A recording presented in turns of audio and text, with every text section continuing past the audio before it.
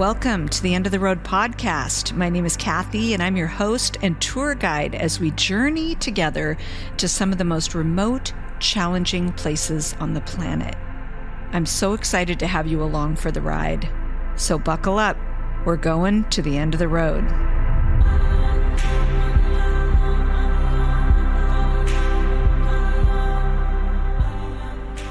We're talking today with Peter Mutua. Peter is World Concern's country representative in Somalia, based in Hargeisa, which is in Somaliland in the northern part of the country.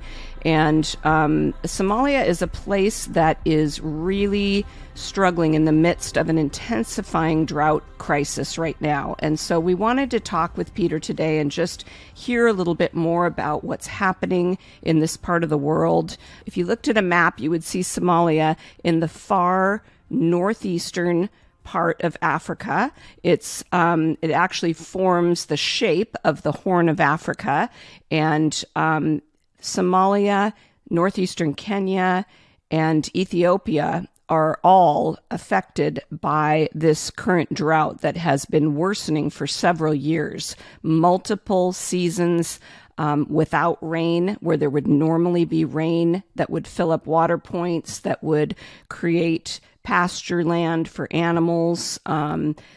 None of that has happened, and things are really worsening there. And so, Peter, I just want to start off by saying thank you for joining us today. If the listeners could see you, he's in his car, stuck in some traffic in Nairobi right now. But thank you, Peter, for making time to talk with us today. Thank you, Kathy. It's so great. So, Peter, start off by just describing for our listeners, describe what it's like in Somalia right now. Currently, we are talking about 50% of the population. 7.1 million people affected by the drought currently is not a mean number. And then the situation has been compounded by the global effect, the global prices, the Ukraine crisis. That has been able also to shift focus in terms of what is happening in the Horn of Africa, specifically Somalia, where most people are affected. So currently, the crisis is at that. The drought is affecting half of the population. Currently, we are above the 7.1 million and still growing. Displacement is on the increase because currently close to 1 million people are displaced solely by the drought, not by violence or insecurity issues, but by the drought. Malnutrition cases among the children under 5 is also on the increase. Currently, also 1.5 children, as we speak, are under acute malnutrition affected across Somalia. Oh, wow. That's just incredible. Those numbers are stunning. You mentioned 1.5 million children malnourished in need of assistance and 7.1 million people, 50% of the population in Somalia. Just incredible. And you were kind of talking about the compounding effect of drought over the years. World Concern's been working in Somalia since the early 1980s and has seen many drought crises as well as conflict and flooding and other sorts of things that we've responded to. But I remember clearly I started with World Concern in 2010, and so I remember the 2011, 2012 famine. And, just to kind of clarify for the listeners, famine is a word that gets thrown around sometimes when people think of a hunger situation, but it is actually one of 5 emergency phases that the humanitarian world considers in terms of kind of ranking a crisis. And that final worst phase is when a famine is actually declared, and it means a certain number of the population is starving, basically. We're not quite there yet with this current drought crisis, but it seems like it is headed in that direction. This looks like a very similar setup to 2010. Explain a little bit about, the people of Somalia. You mentioned their livelihoods and how they live. They are shepherds. Essentially, they're pastoralists. They keep herds of animals, and that's how they earn their income. That's how they feed their families, and so they're also sort of nomadic. Many of them are, where they move around looking for pasture land and water and that sort of thing. And so those two things make them specifically, particularly vulnerable to a crisis like this, where there's no water and there's nothing growing for their animals to survive. And so we're already starting to see the pictures of dead animals laying, out in the desert. And you're coming across that quite a bit. So tell us how life is different right now for people living in Somalia. What are they doing to try and survive compared to what they would normally be doing to earn income and take care of their families? When you look at the population of Somalia and also their lifestyle and their habits of living, as you've stated, these are purely pastoralists. They keep animals, and mostly the three categories that they value most: camel in terms of their priority, camels. Then we have sheep, stock, goats. Then cattle or cows, which are also they are least because you'll be able to find them in a few pockets of Somalia. But with camels and goat and sheep, those take much of their pastoral life, which is also able to provide their livelihood. Majorly, Somalia is not as dry and parched or in every inch of the ground as one would have imagined, but there are pockets of Somalia, both in the five states, where water is available, where there is access to arable land, where there is access to good water, where they can be able to do some farming, and some good rivers that are also flowing, like the major river that feeds a major part of Somalia through agriculture is the Shabelle River, which is well known. So we normally measure the level of livelihood in Somalia using the Shabelle River levels. If the levels go down, people would start realizing that people will be able to get to suffer, because much of the food basket comes along that river line where they are able to do farming, and that is in parts of Somalia. When you come to other parts that are close to Ethiopia, like where we are currently in Somaliland, you find that it's only 10% of agricultural produce that are coming from that particular country. The deficit, 90%, is fed through Ethiopia and also some parts of South. And now that leaves the country with a lot of dependent on imports, mostly on commodities that they use, because largely the staple food, one will get a shock to realize that the staple food for Somalis is rice. And in this country, they don't grow rice. If you find a home that is working or is earning an income, the basic food they have, the basic food is rice, and then wheat flour is another one which covers major part of the meals. Either they make the chapatis, as we call them, or they make those their pancakes like so. But you find that in any home, if you give a Somali family a cash, like the way when you do the cash transfer, the first thing they'll be able to buy is rice, followed by wheat flour, then sugar and cooking oil. And you look at those four categories of food items, which make part of their meals on a daily basis: morning, breakfast, lunch, and also supper. None is produced in the country. And also, when you come to how we evaluate the flow of economy versus the food availability in this country, we normally look at the price of, for example, the price of a goat, and then we equate this price of a goat, how much rice or how much sugar or how much package of one meal can it be able to buy, or how much can that be able to push a family. That's how we normally do what you call the terms of trade. Then you try to compare. So you find that when the goats or the livestock which they rely most is not available or is not sellable or they have died, now that tilts the balance of the availability of food, because they normally use their animals when they sell to get food. So currently the situation is at that, because The animals are emaciated, they are not sellable, and if they are sellable, they will not be able to get to fetch as much price as they could have fetched.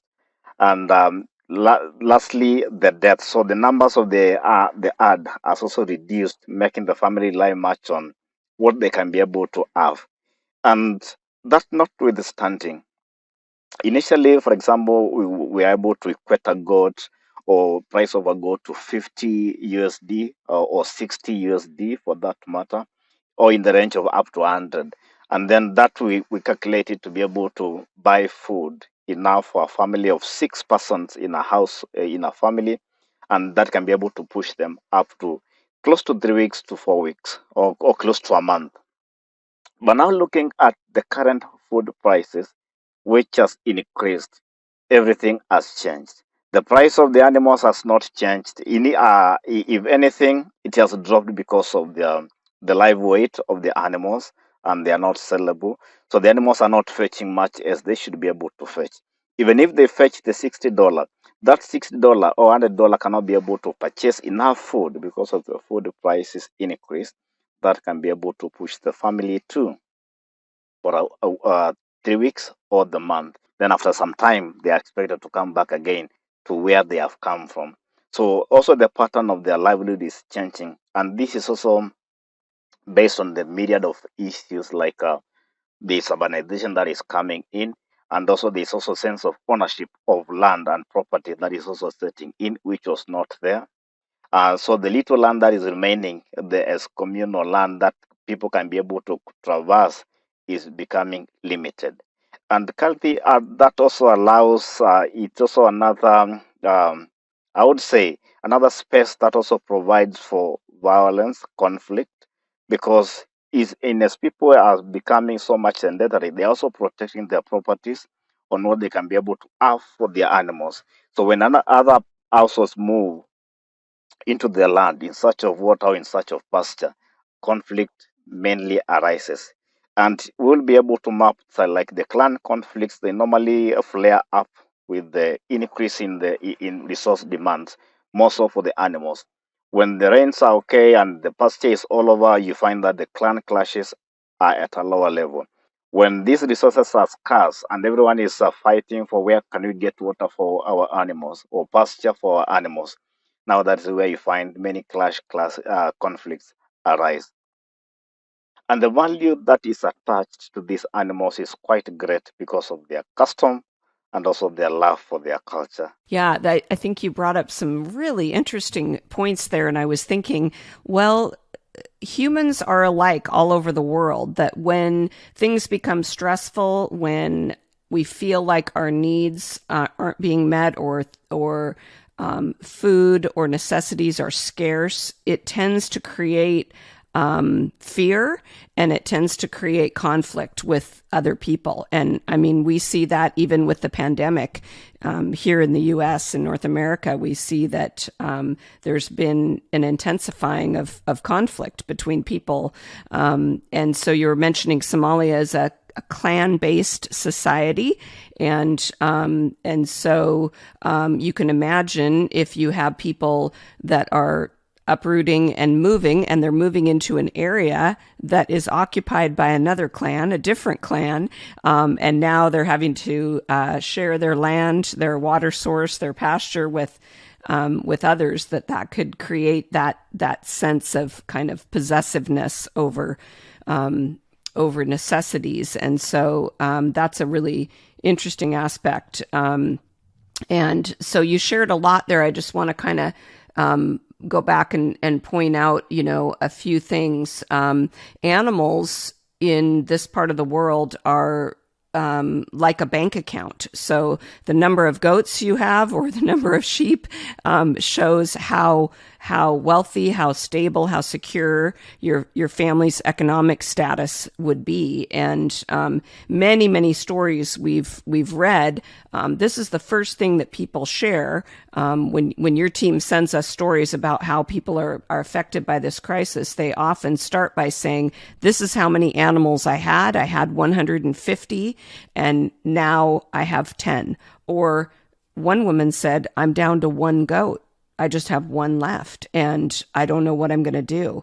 And I also found it interesting that you were talking about the price changing based on supply and demand, but also on the health of the animals. And so in a drought, when there's no pasture and the animals are emaciated, then the value of what is your bank account now goes down. It's like, for our listeners, it's like when the dollar value drops, suddenly you don't have as much wealth or income as you had before. And so it creates a real scary situation. And one of the things that I love about, how World Concern helps and assists people in a situation like this is with those cash transfers or vouchers that we've used in the past, where people are able to take this and go to the local market and purchase the oil, the flour, the rice, the things that they need with that voucher. And yet you were also mentioning, interestingly, none of those things are produced in Somalia. They're all imported from other countries. And so as we are experiencing a global hunger crisis and war in other areas and things like that affects the price of all these food items too. So it really is, as you said at the very beginning, a very complex situation in Somalia. It makes responding, challenging, I imagine. And so, so you and the World Concern team, as well as other humanitarian organizations in Somalia, are constantly, I'm sure, strategizing and working on how can we best meet the needs of people. And so, just sort of summarize for us, what are some solutions to such a complex situation like this? How do you keep families fed? How do you keep them alive through a crisis like this? I think the way you've been able to put it, Kathy, provides a good latitude of how to understand the whole situation in Somalia. Three basic needs currently that will never be met, and also are the highest at the moment.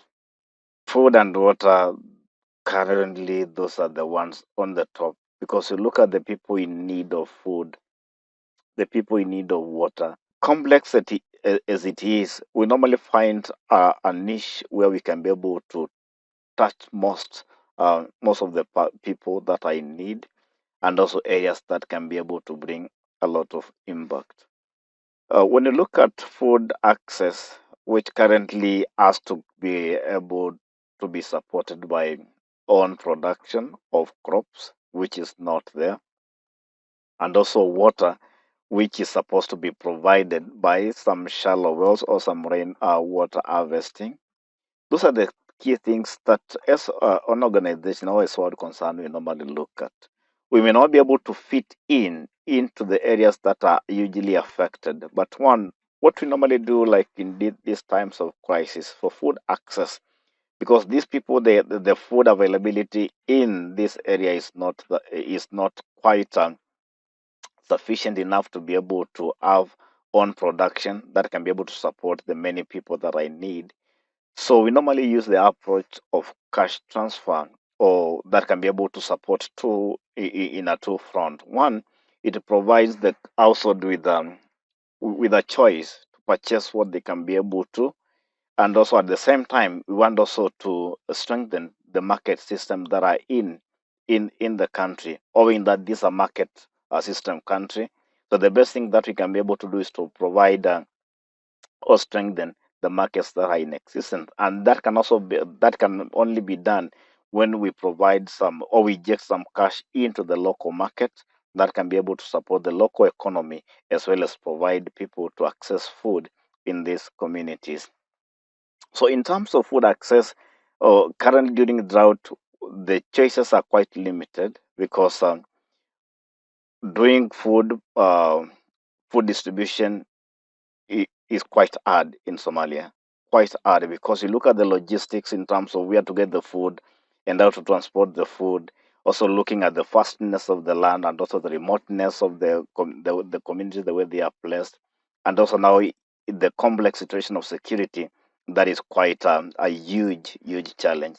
So the best option that we normally get to address food access in times of crisis like now is using the cash-based modality, where it can either be a cash transfer, or we normally or partner with the merchants to be able to provide vouchers or for the communities to be able to access the food.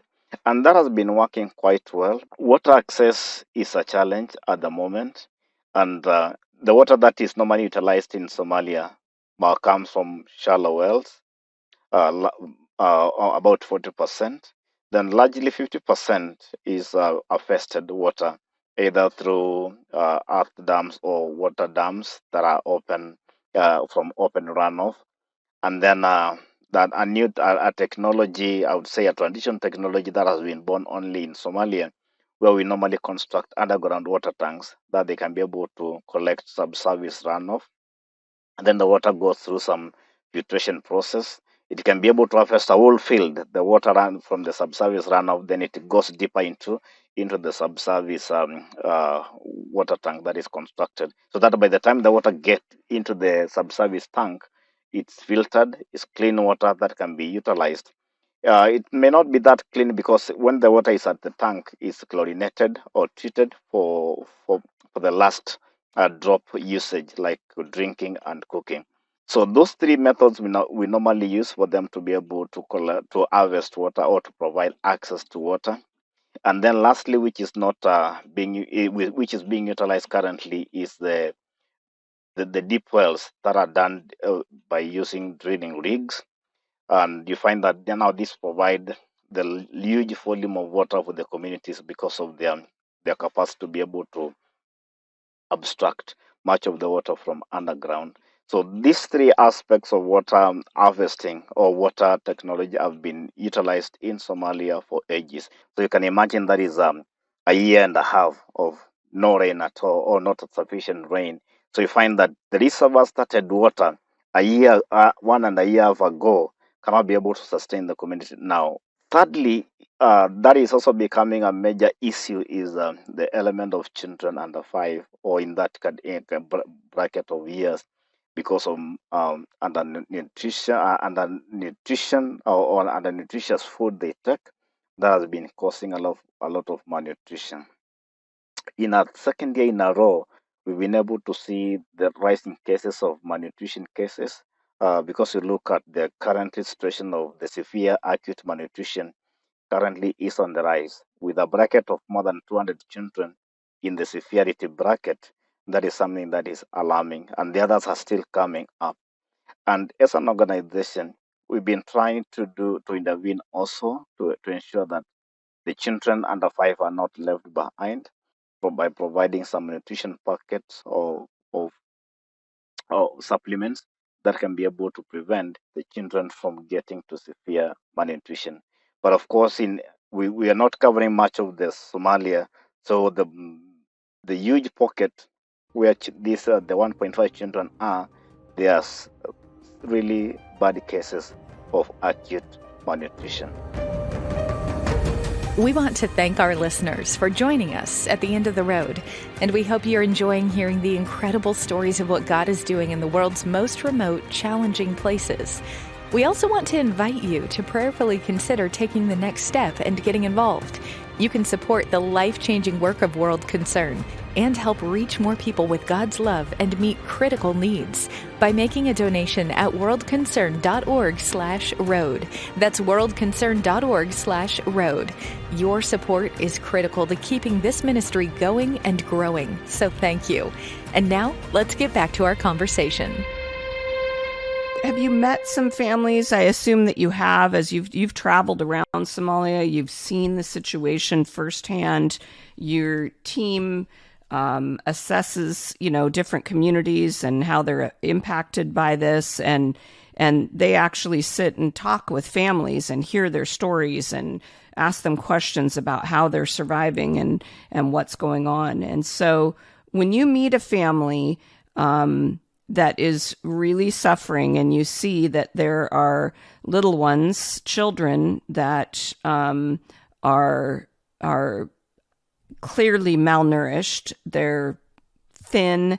They're wasting away. Just share a little bit of your heart and your thoughts and your prayers for those families. Is there a family that stands out in your mind when you think about somebody you've met that's really been impacted by this crisis?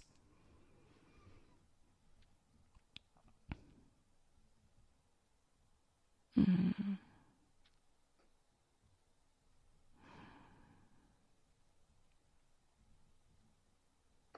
It has not been easy, Kathy.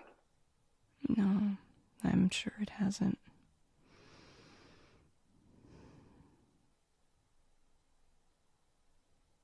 There are several cases that keep on hounding us as if we never did enough. Mm.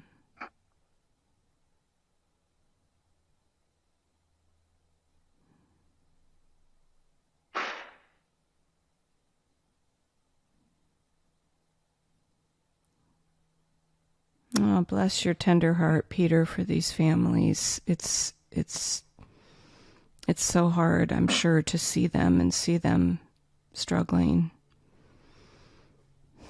There's one time we were in the field, and then we were also doing the nutrition distribution with the children, and then the severity of the cases of children affected by this drought was so hard. And then we go to a family, and then we find one of the child is not responding, not at all. The mother tries to breastfeed, nothing is coming out from the mother. And then we watched helplessly to see what we can be able to do. We tried to do the simple, what we call the oral rehydration drink, just to be able to make sure that the baby can be able to have something. Then we realized we are not doing much. Then we picked the mother and the child, and then we put them in the car just to take them to the nearest health facility, which was 50 kilometers away. Then we didn't even make 10 kilometers. Mm.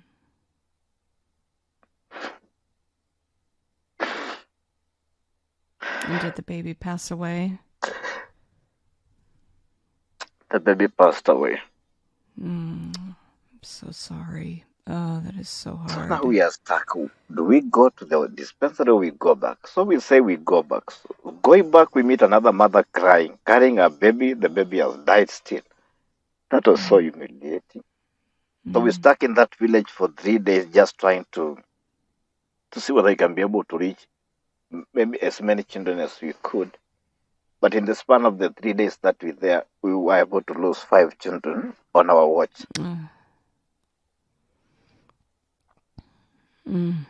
So hard. So hard. And as you said, there's just nothing that can be done. At that point, they need to be hospitalized. And as you said, there isn't even a hospital nearby. There's a health clinic that's 50 kilometers away, but it isn't even a fully equipped hospital. Yeah. And so, it really makes me think about how urgent it is that we get those nutrition packets, the NutriButter, the Plumpy Nut, the Nutri packets that we're giving to these kids. Those work when a child is malnourished, but not when it's too late, when it gets to the point where they need to be hospitalized. And so it just makes me think about how urgent it is that we can intervene. And it's really, I would say, just a plea to the listeners today to consider, to prayerfully consider how you can help, because this is real, and children are dying, and you and your team can only do so much, Peter. And my heart just aches for you as you try so hard to intervene and to help in these situations. And in some cases it's just too late. But we have a great God who sees everyone, and whose heart is breaking also for people and for mothers that are losing their children. And so it's at times like this, I think, that the only thing that we can do is pray. And so when you come home, when you come back from a visit like that to a village where you were for 3 days and 5 children passed away in that time frame, you must just fall on your knees in prayer when you get back home. And so what do you pray for those families, and what would you want other people around the world to pray for right now for the families in Somalia? Many a times when you go to the village and you meet these needs on a face to face, I say sometimes interact with the problems on paper, and when you get to the field, you are able to get the real need. And at times, when you compare to what you are looking at in the paper and what is staring at you, it gives you a shock even of your life to realize. Many times you complain that we need this and we need, or we don't have this, but there are people that even what we are asking or what we feel is not enough for us. Many people cannot be able to get that. Uh, when you look into these communities and the way where they are, the greatest thing that I normally pray for them, for one, is how they can be able to meet their needs. Because you go to a community, you find there's so much place deep within the community, and the first question that comes to your mind is, what are they doing, even in this remote place where there's no market, there's no access to water, there's nothing which is close by. It's only vastness of the land that you can be able to see. So praying for them, even you pray a prayer that you say, you cannot be able even to pray for every need that they have. But I normally pray first for their enlightenment, for them to be able to get to understand there's still a God who cares for them. Of they don't lose the hope to the level that they cannot be able even to stretch a hand for help. I know as a person, as an organization, we can't be able to meet to every need that they have.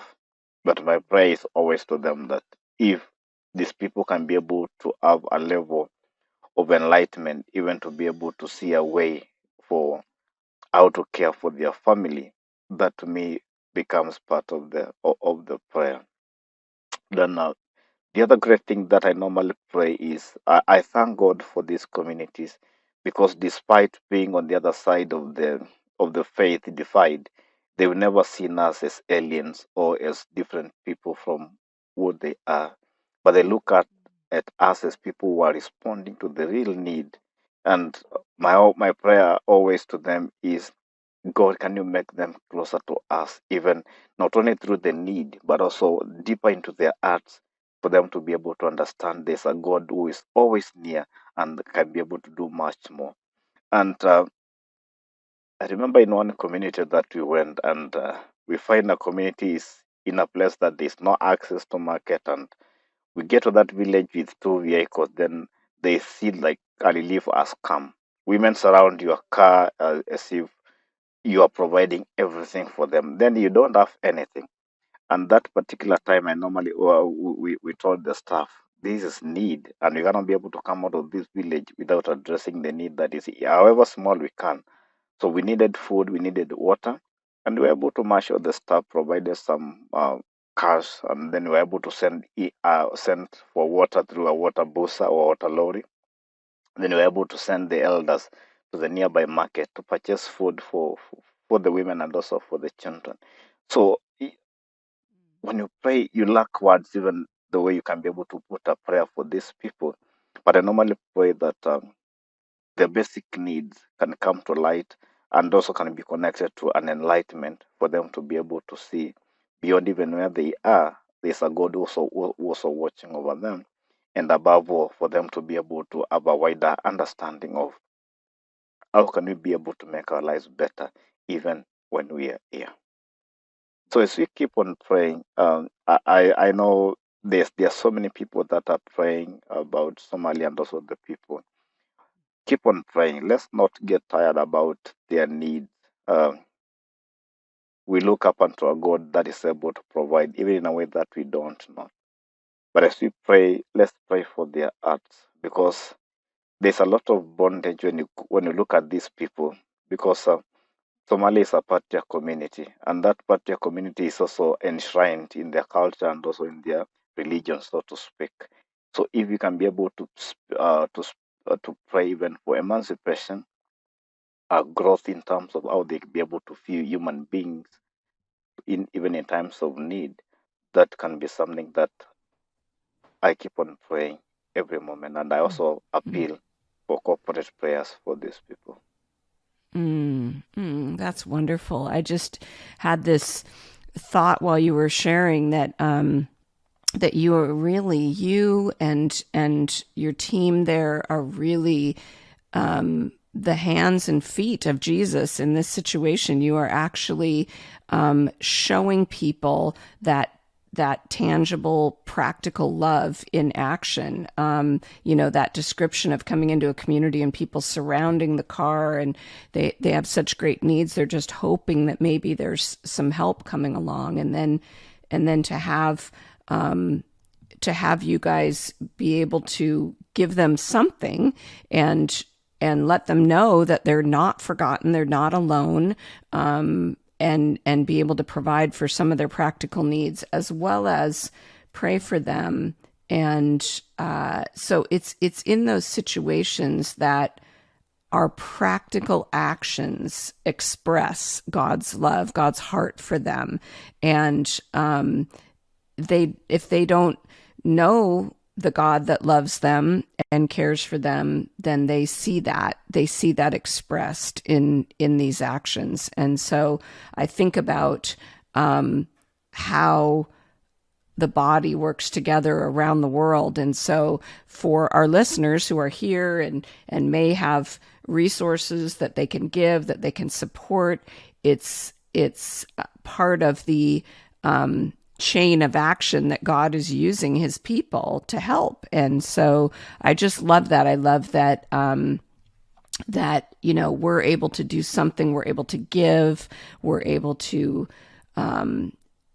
support and to donate. And then, you and your team, you're the ones that then carry that gift to people, and in doing so express God's heart for them. So I think that's just an incredible and a beautiful expression of that. And so thank you for doing that critical, really important work. Thank you for your willingness to serve, your willingness to go and live and work in a really difficult context, a really challenging place, and doing life-saving, really critically important work, as well as sharing God's love with people through these tangible acts of helping. And so I want the listeners to know that they can be a part of this. They can be praying, they can be giving and supporting World Concern in order to empower your team to go out and do the incredible work that you're doing. In a crisis like this, it's meeting those urgent life-saving needs. On an ongoing basis, long-term, you and your team are really empowering entire communities to be better prepared for these droughts and crises that we know are going to happen again, as well as, training folks on farming techniques and agricultural practices, and even caring for their animals and adding to their variety of livelihoods that they do. And so it's not just an immediate impact that you're having, but it's a long-term impact as well. And so I'm just aware and just hearing what you shared today, and thank you for so honestly sharing your heart for people and your prayers for people. But I'm just really aware of how much you sacrifice in order to be in a place like this, to live and serve in a place where sometimes the solutions aren't even really clear.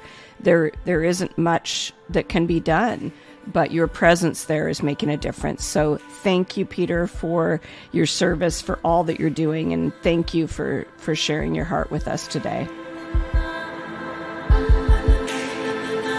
I want to thank our listeners for joining us today.